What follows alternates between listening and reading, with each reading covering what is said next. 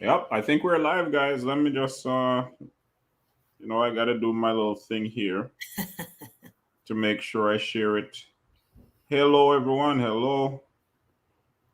Let's see here. There we go.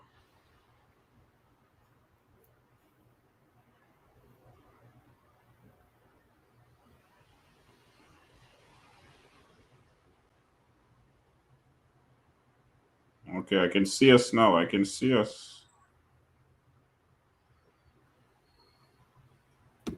And we're live and we're back. All right, just There we go. All right, all right. Good afternoon, everyone. How's hello. everyone doing? Welcome back. I should say to Dollars and Cents. I'm just gonna say it off the bat. My talking is a bit restricted right now because I'm just coming from the dentist. So my two co-hosts will be taking the bulk of the talking. I'm just gonna do technical support.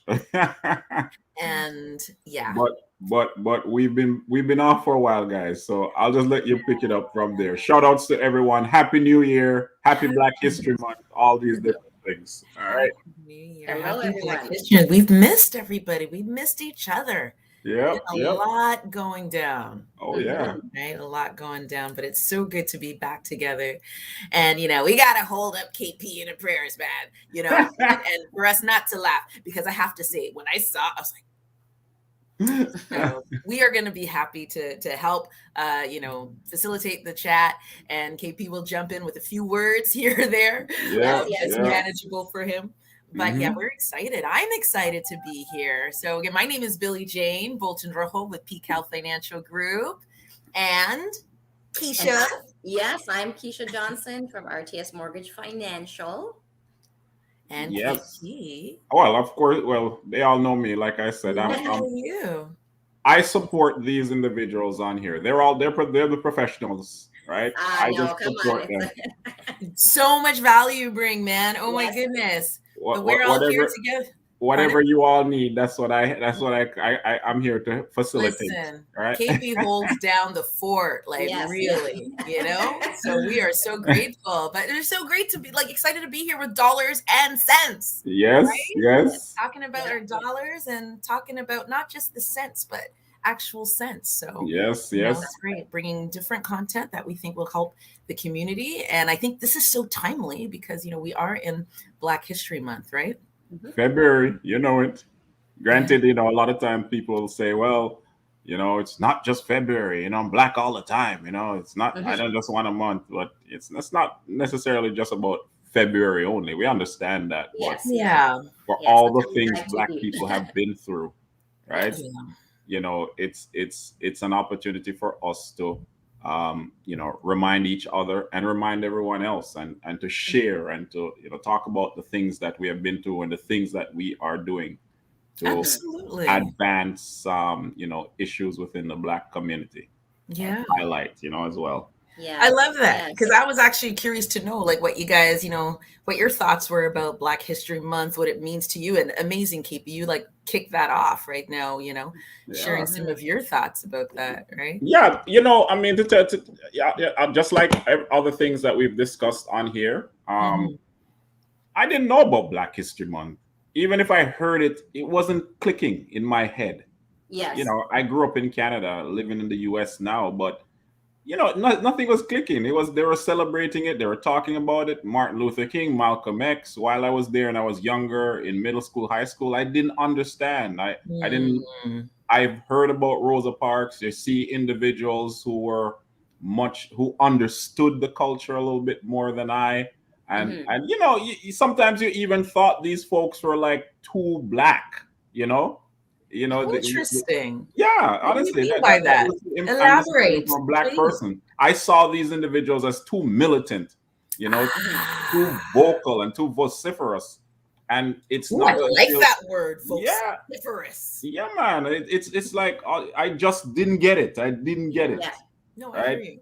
And because I grew up in a setting where there's so many different cultures, Yes. and there wasn't a heavy focus on that, right? It wasn't Hmm. until I came to the States that I understood. I Mm. went to a predominantly black school. So it's an HBCU Yes, um, yes, yes. in Alabama, Uh-huh. and Okay. being in that setting, you have like 80-90% all black, and black issues, black Right, speakers, black. right, My mind was just right. poof. Opened. Mm-hmm. I went into theology, and I looked at the Bible through the lens of a black person. I said, "Oh my goodness, we have black people," because I've always had this understanding that throughout history, it's I feel bad saying it, but yeah, it's just I just thought it was just white folks. That's Mm-hmm. that's the appearance that you're given. I don't know. That's my experience. But now that Mhm. I'm here, Yeah. a little bit, I understand now a little bit better, and I try to definitely take the opportunity to share you know Mhm. what this time is all about. Love that. Mm-hmm. Mm-hmm. Yeah. Well, What are for your me, I thoughts? mean, Yeah. yeah, for me, when it comes to Black history, I think it was grade six. I did a presentation actually, and it was on Nelson Mandela and learning about Oh, his so you were background. one of them then. You're one of those people. Yeah. But it was very, enlightening and understanding, of course, what, individuals were going through in terms of, back then. Mhm. And just understanding what was still going on in even Africa at that time, right? So Mhm. it was very Mhm. it was something to definitely take in and understand exactly that there are a lot of things happening throughout the world, when it comes Mhm. to the Black culture and the challenges. Of course, today we're going to be tapping on. It's going to be a general discussion, is what we're entertaining today with regards to a few of the challenges that Black individuals have, whether it be African American, whether it be African Canadian. For this particular month, we're covering Black history, right? So Right, right. next week we're going to have someone who's going to be speaking about mental health, and we know, of course, in the Black culture, as a Black individual, mental health is like a taboo. It's tough it up and move on, right? There's no tools, or we're not encouraged to take advantage of those tools, right? We're going to, on the 17th, we're going to touch on some money management when it comes to the Black culture as well. Hadriana Leo will definitely be on this platform to break down some things, right? Where we kind of go into the dollars and the cents part of it as well again. And of course, in the last week, who do we have, Billy Jean, that we're We going to have be Shannon. to I wrap want to it up? pronounce her name properly. Shannon Oyeniran. Mm-hmm. And she is going to be helping us wrap things up in really a discussion of Black history. I think it's, yeah, I'm excited for that conversation. So she's going to help close off the month, wrapping it all together, who we are, our identity, our shared experiences, and the work that she does is talking about the Black experience and our history. And I love what she has this conference which calls Looking to the Future. I like looking back to the future, she says, you know what I mean? Oh, So okay. also looking forward, right? So yeah, it'll be awesome to have her on the 24th to chat with us as well. So Excited. I love yeah, it. Love what I yeah. hear. It just I know that we're gonna pick up on that mental health thing, but just one thing too, Keisha. Mm-hmm. In addition to what you said, Yeah. um, sometimes it's not just the frowning on Mm-hmm. this whole idea of dealing with mental health in the Black community. Mm-hmm. Sometimes those who are not Black look at us as being mentally tougher than Mm-hmm. others. And Mm-hmm. so, therefore, we don't need the Mm-hmm. counseling. We Do you don't know need what? work. Yeah, that is such a good point, KP. And this is something that I talk about generally within our healthcare system, Hmm. that Mm-hmm. in general, Yeah. we are perceived to be different. Our Yeah. skin is different. Like we have a Right. thicker skin, we can Hmm. tolerate pain. Hmm. All of Yeah. these things, our humanity honestly does not really exist there. So as a result, you will find Black people are sitting in wait rooms longer Correct. than Mm. others. Okay. Why is it that Black women are suffering from, uh, what is the term? Not infant mortality, but pregnant women delivering babies. Yeah. The Yeah. term Yeah. escapes me right now, but Mm-hmm. we have many more Black women, when you think percentage wise, that die during delivery Okay. than others. And then of course, as you said, then it goes on to how people perceive us as supposed to be. We are strong, Mhm. and we are, beyond what is, normal. They don't see the humanity in us, so they don't see the struggles that we have. Like, I mean, even just I just was reading about the book, from Cicely Tyson, Just As I Am, and just, how shocked she was when, white people would be like, oh, I didn't know black people would call their fathers daddy. Like, just not seeing the humanity of us, so not seeing our pain, so then not seeing that we too need support in mental health. But I think we actually need more than others, simply because of the world that we're in, where we are Yep. constantly facing battle and onslaught from the beginning, like through the entire lifespan, right? There's so much challenge that we're facing because of who we are, and as a result, that takes a mental toll.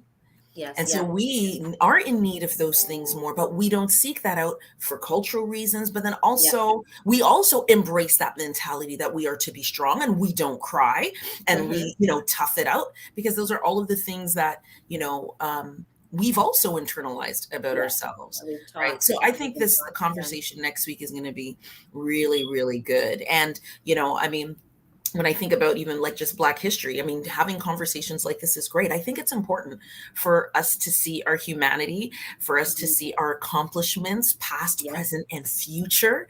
How Yes, can we Mhm. ma'am. equip our Yep. kids, to do great things?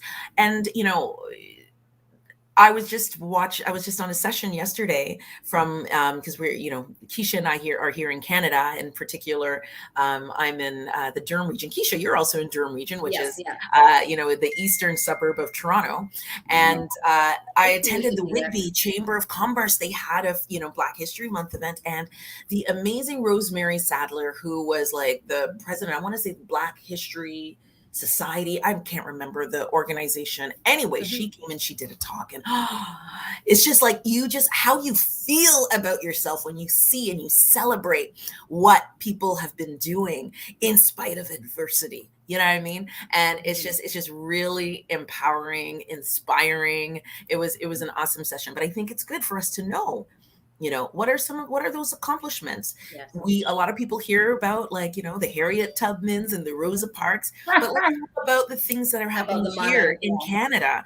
Yeah. How about things around the world, like Keisha, you mentioned, learning about Nelson Mandela, and probably getting some more insight about apartheid and what that whole experience was. But Black people among throughout the whole diaspora have a Mhm. shared experience, and I think it's so great if we can, become educated about it, share the information, raise our awareness, and Mhm. take that and seize it as an opportunity to be empowered and have some awesome shoulders we're standing on to continue to do great things. So Yeah, and I'm to excited this year. celebrate as Celebrate, well. I mean, we often hear about the celebrate. negative things, and No, there's so many positive That's what I things. was gonna say. That we Yeah. in need to terms of celebrate that. the celebration, and be comfortable talking about it, because Yes. sometimes when we're talking about the accomplishments of blacks and individuals, but even from our own, we get criticized.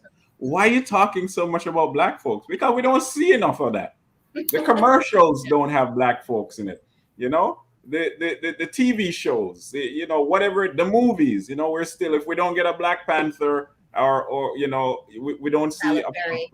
yeah, we don't have a predominance of black folks, or if they are in these movies, they die immediately, or they die not, or they're the bad person.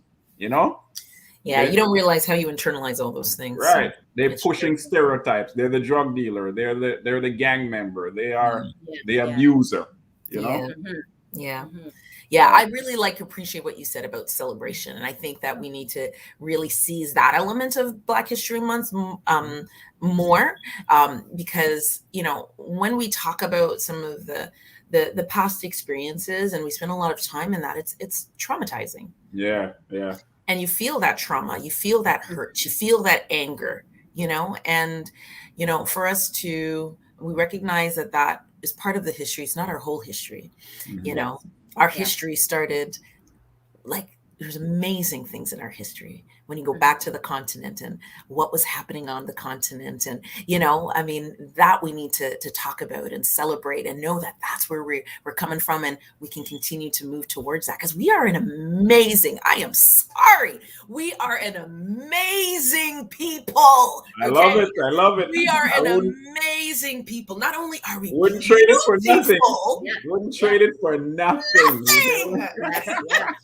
We are such a beautiful people with a spectrum of like physical appearance and attributes, and also, and you know what?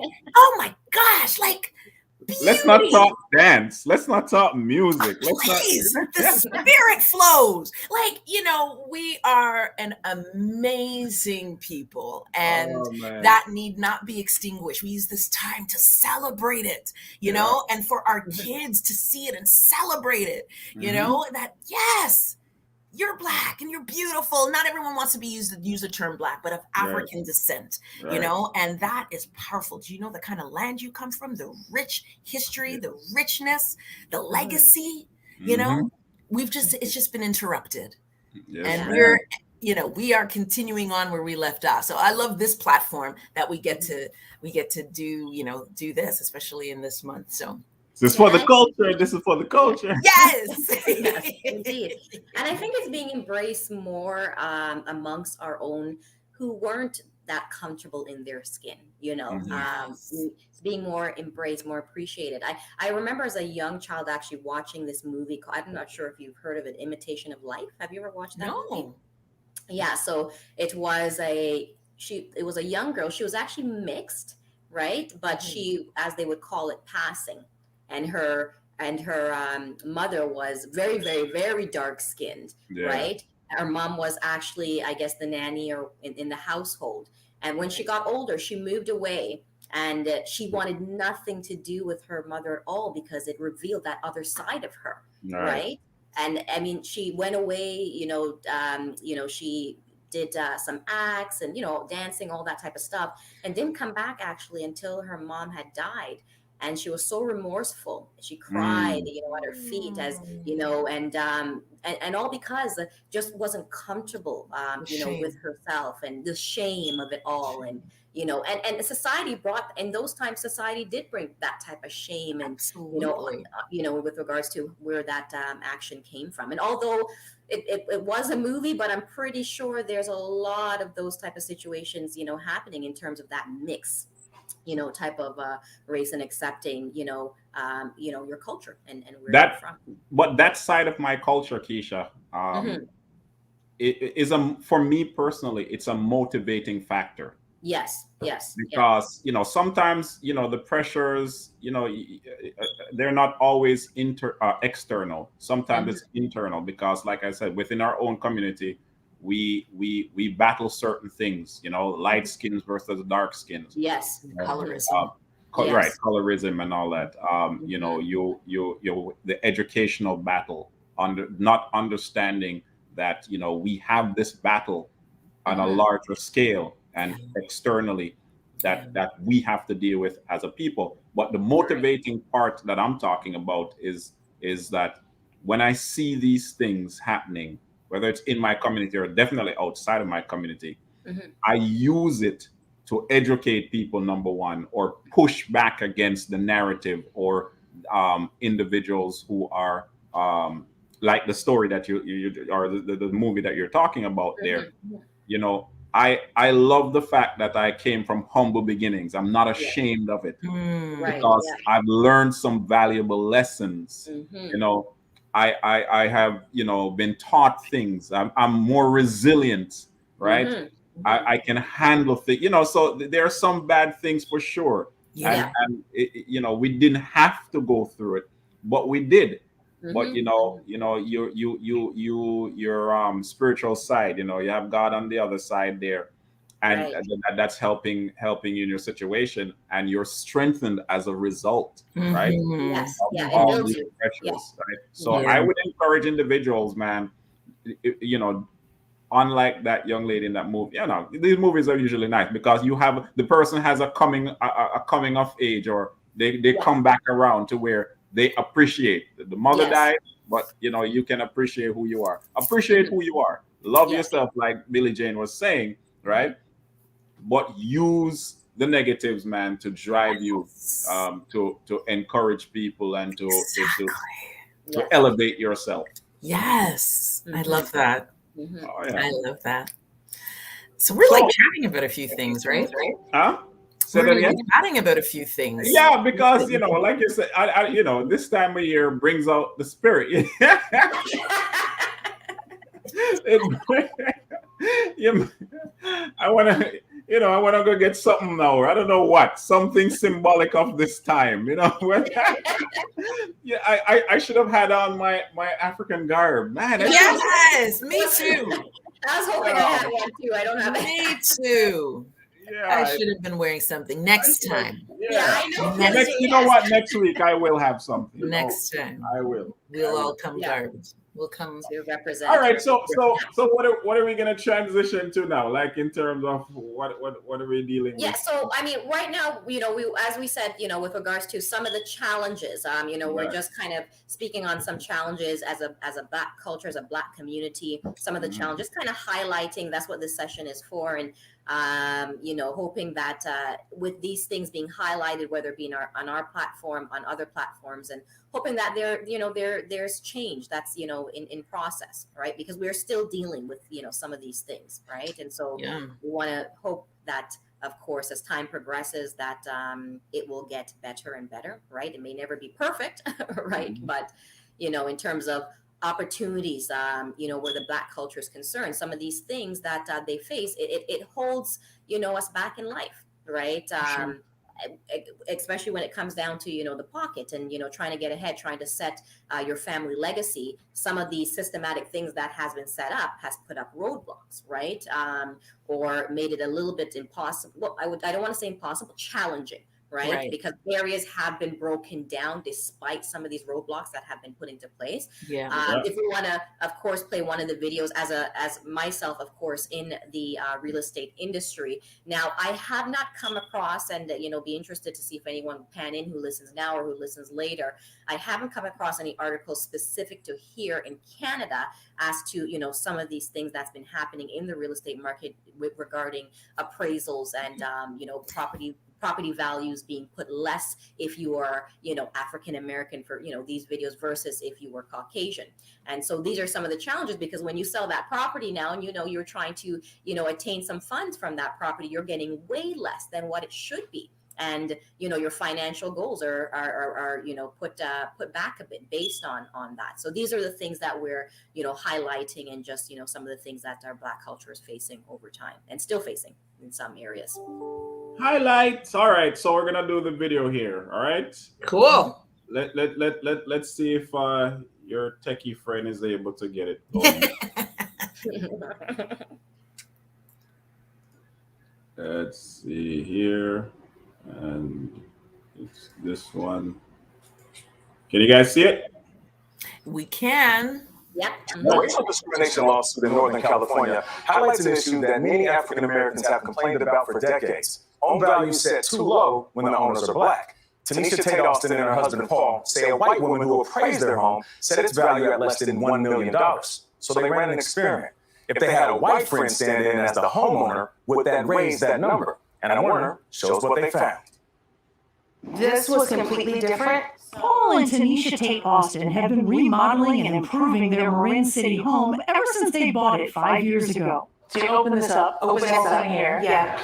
Gutted the entire kitchen. So when mortgage rates were low in early 2020, they jumped at the chance to refinance, something they had done in 2019 to take advantage of the home's higher value, generating more cash for additional improvements. That year, it appraised at over $1.4 million, but now, a year later, just $995,000. And when it came in so low, we both were like, "Oh, this is wrong." And so the impact of that number for you was what?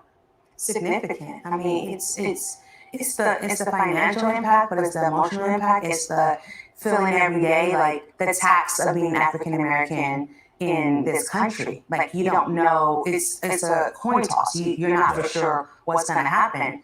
So for a second appraisal, they decided to do something they felt would get them a better number for sure, with the help of a friend named Jan. You said, let's do what? So I just said to Jan, I was like, we had a low appraisal. Will you be me? She's like, of course, I'll come over. And the thing to know about Jan is She's white. With Jan now playing homeowner, they cleared away their own photos and art. We had to take down everything. Yeah. Like all of our art that you see around our homes, pictures, anything that's essentially resemble that this home belongs to a Black family. it's like anything that was reminiscent of you and what you care about. Yes. You had to take down. Yeah. Yes. After what they call their whitewash, the new appraisal came in, nearly $1.5 million, close to $500,000 more than the appraisal roughly a month before. You feel a sense of relief, like I told you, but then you feel a sense of sadness, like, oh my goodness, like I can't believe that it appraised for. We had to do what we had to do in order to have our house appraised for what it should have appraised for from the start. It's messed up, right? Like we shouldn't have to, you know. I mean, you might as well say it's heartbreaking. And they say it proves the first appraisal took race and historical demographics into account in violation of the Fair Housing Act. They're now suing the appraiser, who is white, claiming she used unsuitable, racially biased comparable home sales or comps in determining their home's worth, giving it a low market value. They're not the only ones whitewashing their homes to find out if they'll get a better appraisal. Black families in Indiana and Ohio did the same with similar results. A recent study finds homes in the nation's Black neighborhoods are often undervalued by an average of $48,000. It left me just with a realization that America hasn't, gotten as far as it may think it has when it relates to race.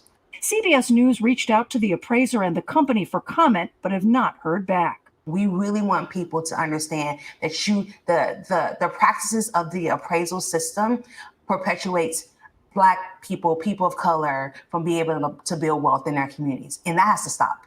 For CBS Mornings, I'm Anna Werner in Marin City, California.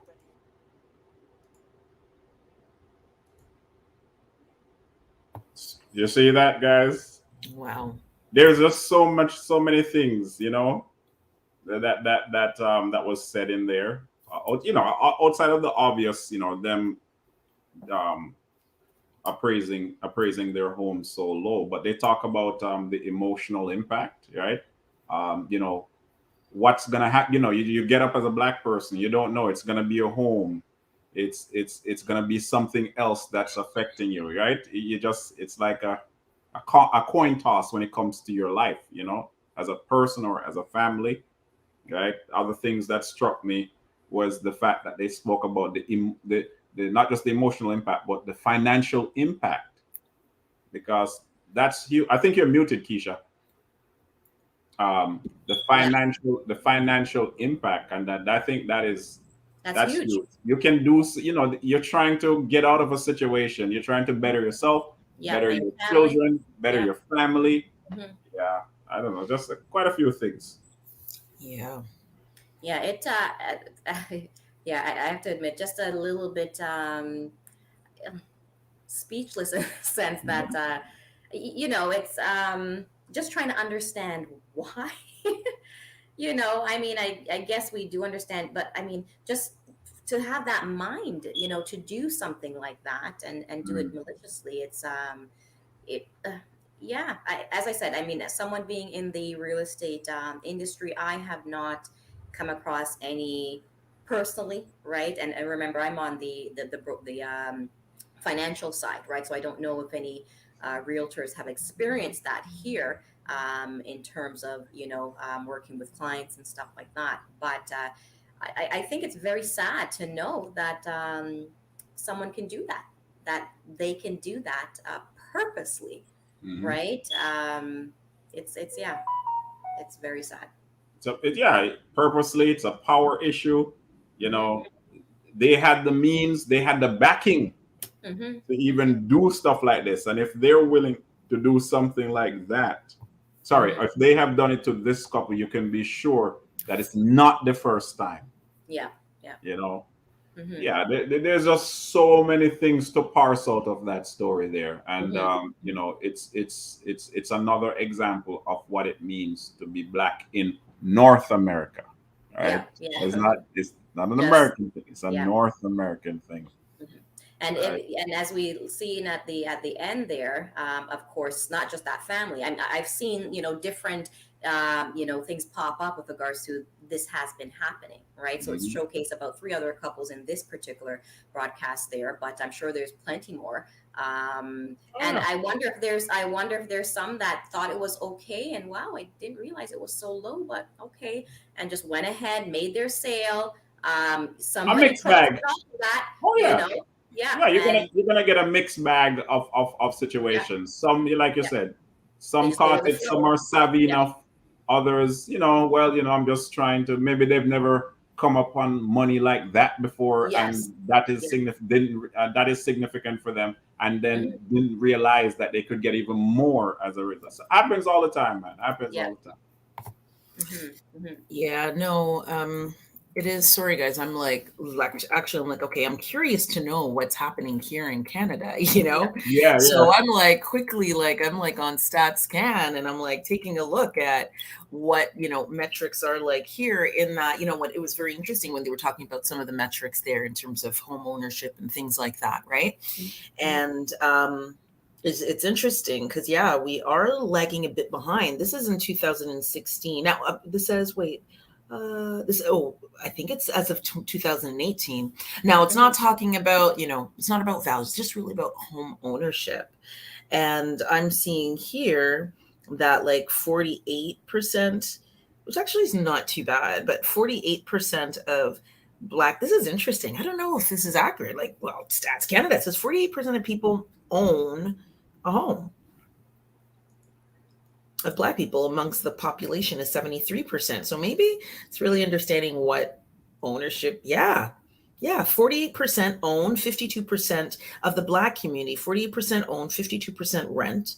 But of the overall population, 73% own versus 27 rent. So that's interesting to see the Mm. difference, when you look at those numbers, that hmm, generally there is more home ownership than within our community. Although, I mean, I yeah, don't know, I think 48% looks, really good. hmm, Um, and even they're talking about ownership without a mortgage. 7% of Black people own a home without a mortgage, 25% in general within the population, right? yeah, So very interesting. Very interesting. I think it's something that it's insightful.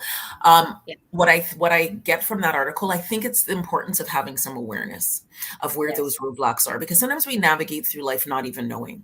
We have these experiences and we don't know that we're having an experience, and we just sort of take whatever is given to us.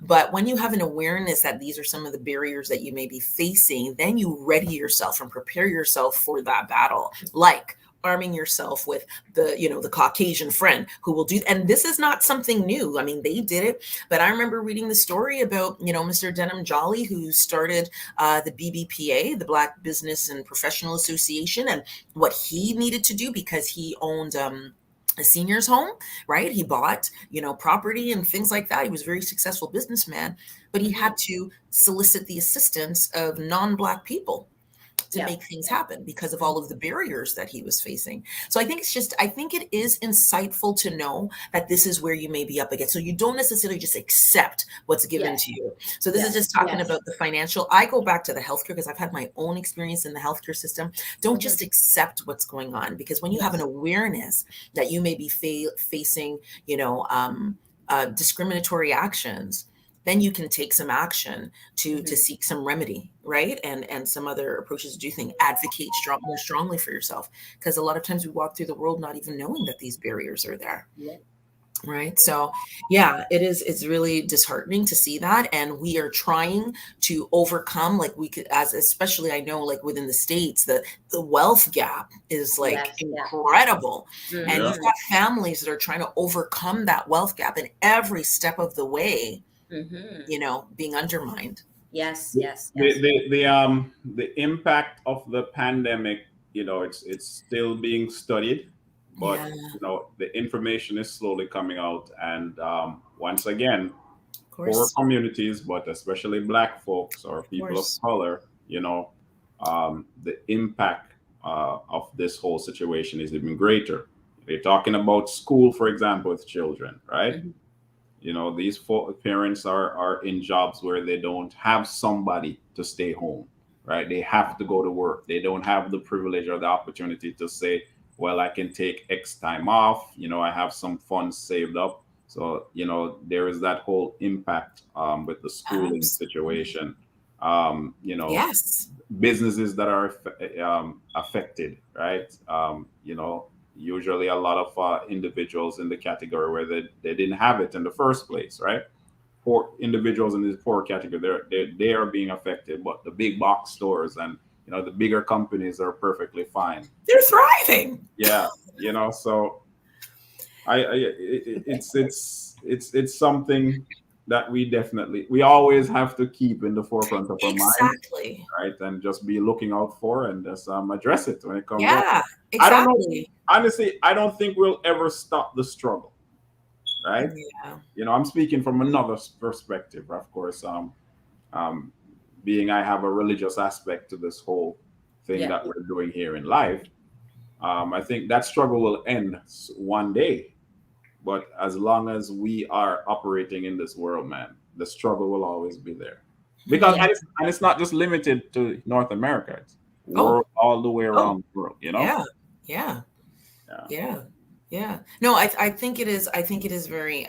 I think illuminating these stories I think the point is just to raise the awareness so that know that this is out there, right? That these experiences are out there. So then you have to be creative about navigating. It's unfortunate that we do have to be creative, but as I said, we are an amazing, amazing people equipped in incredible ways.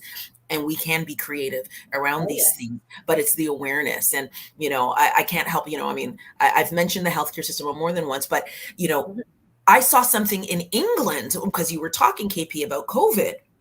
And interestingly enough, it is the Black healthcare workers, and I'm talking about doctors. I'm not talking about PSWs, okay? Not just Black and brown, okay? Healthcare professionals that are dying from COVID more than others. And it's because they are not necessarily equipped with what they need, protective clothing, and they don't feel strong and empowered to advocate for themselves. Yeah. And that's something, and I think this will be really good to talk about when our mental health discussion, that, inability to advocate for yourself and your needs because of our experience, right? Our voices are stifled. Our voices are quieted because we feel we can't speak up for ourselves. Our voices aren't heard, right? So I just think it's very interesting, as I said, having an awareness that this thing is that I'm hoping that will help to empower us to raise our voices a bit more, because we see you, we know what you're doing, right? So we're gonna speak up about the things that are damaging us. So I'm glad that they're taking the appraiser to task and lawsuit and have brought it up on media so we all can watch it. And they should have put a picture of her on media as well, So I'm looking at I'm just looking at something here from 2021. Let's see. I just posted it in our group. It says 78% of Black Canadians consider racism in Canada a severe problem. Oh yeah. Wow, that's it's interesting. And this is a new report. This is when? This is from 2021. Look at that. That's now. Recent. Right. According to a new report from York University, the vast majority of Black people in Canada regularly experience racism and believe it is a severe problem where they live.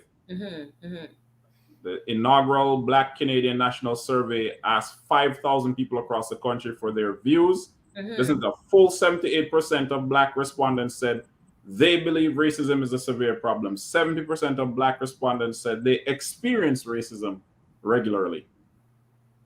All right. And that's people who say they experience it regularly. What about the people who are experiencing it and don't even know it? And I say it for myself because I know that I walk through this world, with rose tinted glasses, right? And was not even aware, and it goes both ways. When you don't have That's an what I'm awareness, saying. Me too. Yeah. right? But you don't even aware. You're not even aware that Mhm. this stuff is going on, and people are having these experiences, and you're not even aware if you yourself had a freaking experience. You Right, think right. something went wrong. It's like, oh, okay, it just didn't work out, but you didn't know Right. it was by design. You know what I mean? So yeah, I think it's very illuminating. I think it's very illuminating. Yeah, whenever that happened, a Keisha-like person would roll along and just, "Hey, buddy, buddy, buddy." No. You know what? I grew up in a household that was very, very multicultural, right? Mhm. So a lot of what was going on, I really didn't see it. Mm. I have, as you know, my mom is Indian, so I have, Indian, I have black, I have white, I have Chinese, so quite a big mixture. And so, some of these things I didn't realize that, because in my small little, we're all loving and thing like that, right? But Yeah. it wasn't until grade 6 actually was when, I think it was grade 5, was when I first experienced some sort of a racism, and it was a Chinese boy. How old were we, when we're grade 6? But Chinese boy, we're friends, and I guess we got into a little dispute. And the first thing that he said to me was, "You N-word," right? And the only thing I knew was that was a bad word. I'm Yeah, laughing. yeah. You shouldn't Fight have called it words. Fighting words. right, and I thought, oh wow. And I remember having a conversation with my uncle, who would at that time was telling me that when I told him about it, he said, you let that person know that you're not you're a Nubian, right? And apparently that was, if you're a hardworking black person, that's was the meaning, or something to that effect, right? And so we became friends after, but it was just to know that, as young as we were, for them to know that this Oh, wasn't that's yeah. good, and it wasn't even like it was black and white. It was black, half black, Indian and Chinese, like, and to That's the running joke. That's the running exactly. joke. Sometimes Yeah. the fiercest racism that we face is from individuals who are in the minority group. Right. Yeah. You So know? it was So interesting. interesting. So yeah, we all kind of experience it at some, but it's yeah, some of the things are a little bit more, of course, some experience it a little bit harder than others, of course, right? Yeah. And it's quite interesting, right? Yeah. Yeah. The survey also says here. 78 is quite high. It's Yeah, right. Yeah, that's like most yeah. almost everybody. Mhm. And I think Because the other, I'm telling you, the other 22%, they just don't know they had a racist experience. And I think it's kind of hush hush, right? I think for a lot, it's probably a little bit hush hush, like we don't realize that it's going on, but it's done in such a, I don't know what the word, if it's dainty or well, as they call like the microaggressions as well. Yes, and and we don't necessarily talk about it. That's true too. Yeah, we don't talk about it. Which is why we need have to that talk stuff mental health, right? Because we don't talk about sometimes what we're facing and how it affects us. Yeah, so that was the video, man. I mean, they wanted to rob the woman, the family. That is significant. $500,000. That is significant to your children and your children's children. That's a whole house for your children, right? So I'm glad that they had I'm glad that they didn't accept what they were given. I'm glad that they, as I said, they were creative and thought to bring in a friend. And you know what? Kudos to the friend. Story to show that in spite of this, there are allies. Allies. Yes. Yes. Because it was an ally that helped to illuminate this, who helped them through this. And you can really say that was an ally, because they went to the extreme, and this friend was willing to go to that in extreme. a big way. Yeah. Brought all her stuff, make the house look like her own. Yeah. All her, like, she didn't just show up on day one. Like, she helped to ready the place. Yeah. So, and there are allies there. Yeah, for sure. We have, and that's the thing, is that we do have to recognize that as well, right? Because of course, we do have situations where it's negative, right? But they're individuals, on the opposite of us, I guess, what one would say, that are wanting to fight as well, and truthfully do not believe in this injustice, right? When we go back as far as the slavery days, keep in mind that, there are individuals that didn't believe in it, but that's the way society was running, and risked their lives, to help to bring African American, African Canadian, what's it not, to safety or out of those type of situations. There are Caucasians that did that as well. So yes, they are definitely allies. Definitely. Yeah. I got another one for you guys. Just real. I know we only have a few minutes, but real quick. I wanted to, as we kind of look at that, I wanted to, for us to, and KP, if you can maybe put it in the chat there, with some of, as we talk about, things that are put in place to, not make up, but to, of course, some improvement in, some of the things that we're facing, right? Some things like, of course, Canada supporting affordable housing for Black Canadians, right? These are some of the things that are happening. I have the entrepreneur program. I don't know. Right here. Yeah. This one is that I put in there, the Black Entrepreneur Program. So if we can put that, in the message section there, these are things, once again, it's, having the resources, and taking advantage of them, right? Because it's there. I think a lot of our culture also does not take the time to really find out, and and sometimes it's not accessible as well. It's this platform here. It is. That's what we like to do, right? Put these type of things out there so that you can definitely tap into it, and see if it's something that you can qualify for sure. Yeah. I'm pulling it up here. It's not a video. It's a read, but it's similar in the the bias approach to our folks. Let me get it here. Let me get it. No, get it. Let me see here. Here we go. Young Black sister right here. Tell me about that. I wanted to find out about this. And they've had some of these situations too here in Canada with some of our banks, as well as, Black individuals going into a bank and, of course, being judged, not allowing access to their own bank accounts because. But look at this. What is the story? February 2022. This is just now. This was like yesterday. So what? But back it up. Like educate us on what happened here, because I wasn't able to read this article. Okay, so she's a doctor, and she was trying to deposit about $16,000, and that's where the problems began. Right, she's Houston doctor. I just summarized it. So that's where all see right here. It says $16,000 from her new job at Valley Oaks. But she said the Blank employers accused her of fraud. She showed them the ID that wasn't good enough. Right, she got them to call. Right. She called to verify. That still wasn't good enough. So that's the gist of the article here.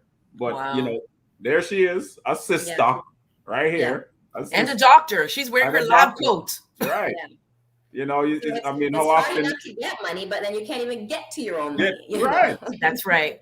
But that sounds like another story that we heard about here in Canada with the gentleman. He went to a TD bank. Right, and he wanted to deposit a check, and they were going to hold it, and all sorts of things. So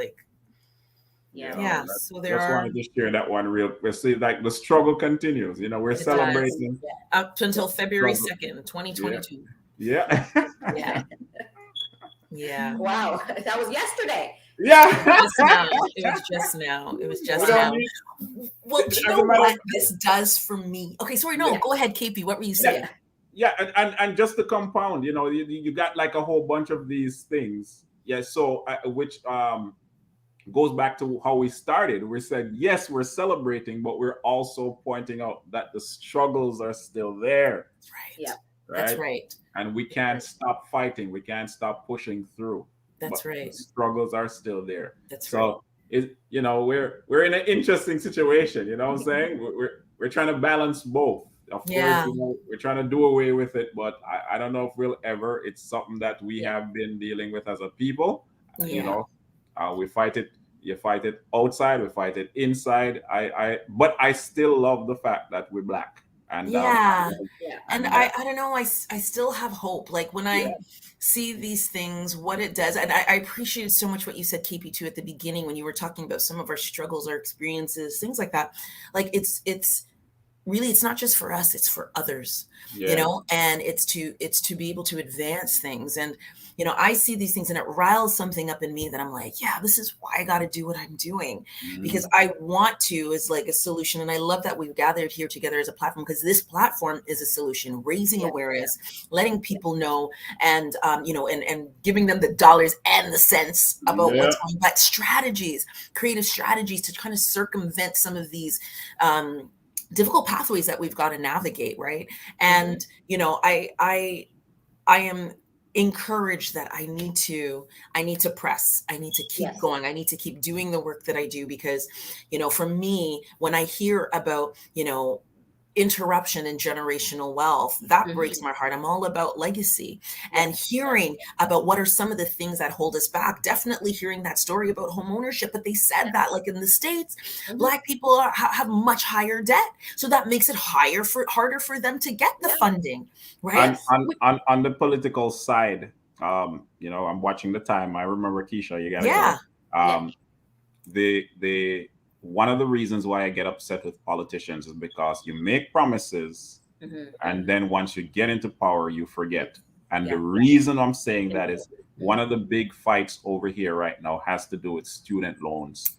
And what you said triggered a thought. It's debt is student loan debts. Guess who it's affecting the most? Black folks. Exactly.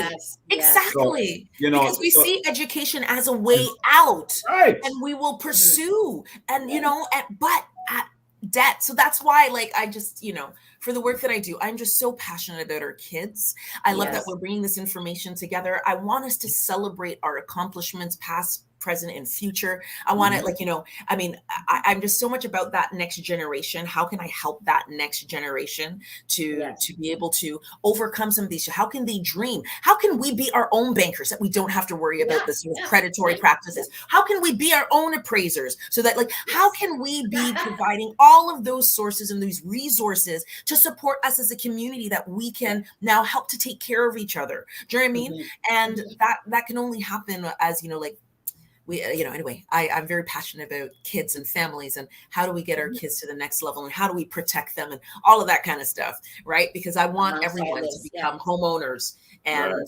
not have to struggle the way we are right now. So just to, and just to be practical in terms of doing what we said we're going to do. Yeah. I think before we start the program or our next broadcast, I'm going to highlight some, since we're going to do it on mental health, I'm going to highlight individuals, Black folks who are in the health field. Love it. Give them a shout out. Just let's do that. And then we'll just go into let's it. Do that. That we'll is fantastic. Yeah, man. Yes, let's do that. Sounds good. All right, guys, listen, it's 1:59. I see Keisha is itching, ready. I gotta go. I gotta go. I have a meeting. But you did it with 1 minute to spare. Yes. All right. So Awesome.